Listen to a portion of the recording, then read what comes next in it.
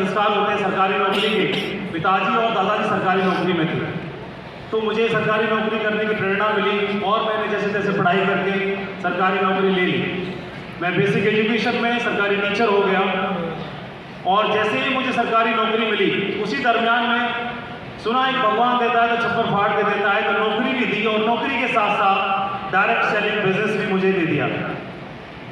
और ये direct selling business अभी मुझे करना है, तो मुझे क्यों करना है? तो इसको करने के पीछे सिर्फ एक ही कारण था कि नौकरी करने के साथ साथ टीचर को कुछ न कुछ तो करना ही था, तो मुझे कुछ न कुछ करना था। तो टीचर के पास सबसे बेहतरीन ऑप्शन होता है कि वो ट्यूशन क्लासेस चलाना शुरू कर दे, कोचिंग शुरू कर दे। तो अगर जो कोचिंग नहीं करेगा तो कुछ और करेगा। तो मेरे मिलने वालों में कुछ रिश्तेदार थे, वो बोलेरो चलवाते थे, तो बढ़िया इनकम आती थी। किसी को लगा कि कुछ और कर लेते हैं, कोई भैंस को रख लेता है, कोई गाय रख लेता है, दूध का काम शुरू कर देता है, और ज़्यादातर टीचर्स हैं कोचिंग का काम शुरू कर देते हैं। तो नौकरी करते करते मुझे कोचिंग करनी थी, ट्यूशन पढ़ाना था और एक्स्ट्रा इनकम करनी थी। ये बिजनेस प्लान आया और मुझे लगा कि मैं ट्यूशन तो 5 साल बाद ही पढ़ा सकता हूँ, 4 साल बाद ही पढ़ा सकता हूँ, लेकिन ये काम अगर 5 साल करके देख लेता हूँ, ठीक है, तो हो गया तो बढ़िया है, तो कोई बात नहीं। और दोस्तों शुरुआत मैंने इस बिजनेस के साथ में किया अपनी नौकरी को करते हुए। पहले 5 साल में बिजनेस में मैं काफ़ी ऊपर उठा, उसके बाद फिर डाउन आया, फिर ऊपर गया, फिर डाउन आया। 10 साल मैं ऊपर और नीचे होता रहा और 10 साल के बाद इस बिजनेस के माध्यम से मुझे परमानेंट स्टेबिलिटी आई। 2003 में मैंने इस बिजनेस की शुरुआत की थी। मुझे इस बिजनेस में 2025 में 22 साल पूरे हो गए। एक ही कंपनी के साथ काम करने की शुरुआत की थी।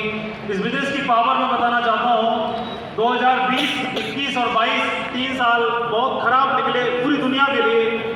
उन 3 सालों में जहाँ सब कुछ स्टक हो चुका था, डायरेक्ट सेलिंग की वजह से मुझे मेरे अकाउंट में 5 करोड़ रुपए ट्रांसफर हुए। सालों के दरमियान में ये बिजनेस की पावर है। पहले 5 साल मैंने बिजनेस को पार्ट टाइम किया, नौकरी करते करते, क्योंकि हर आदमी बिजनेस में आएगा तो दाल रोटी के लिए तो नहीं आता। मैं नौकरी में था, दाल रोटी की भगवान ने व्यवस्था बहुत अच्छी कर दी थी, दाल रोटी के लिए मैं इसमें नहीं आया। मुझे इसमें कुछ बिजनेस प्लान दिखाया गया, सपने दिखाए गए और उस सपनों की वजह से मैं बिजनेस में आया।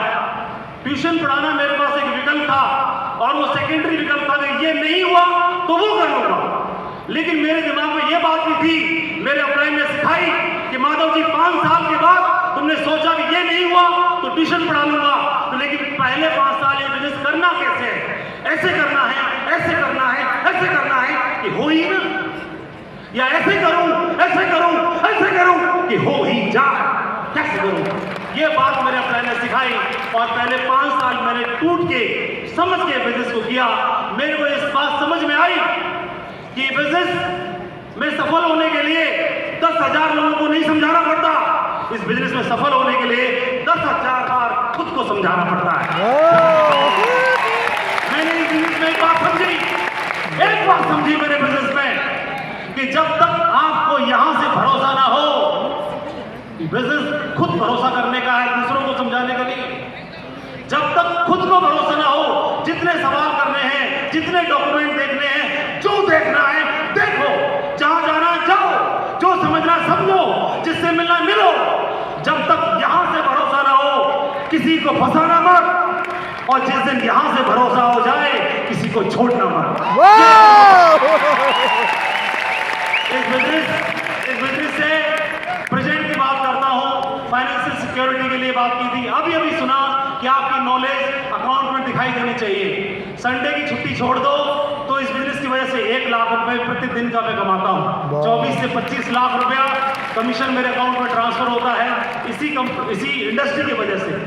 ये इंडस्ट्री बहुत दमदार है। हौसला देने के लिए डॉक्टर ललित जी जैसे, कोच BSR जैसे और ढेर सारे हमारे सीनियर लीडर्स यहाँ पर हैं।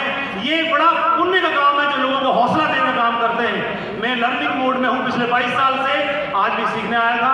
आप सभी को धन्यवाद देता हूँ। आप सभी की जय हो। Thank you very much. जय भारत। शुक्रिया।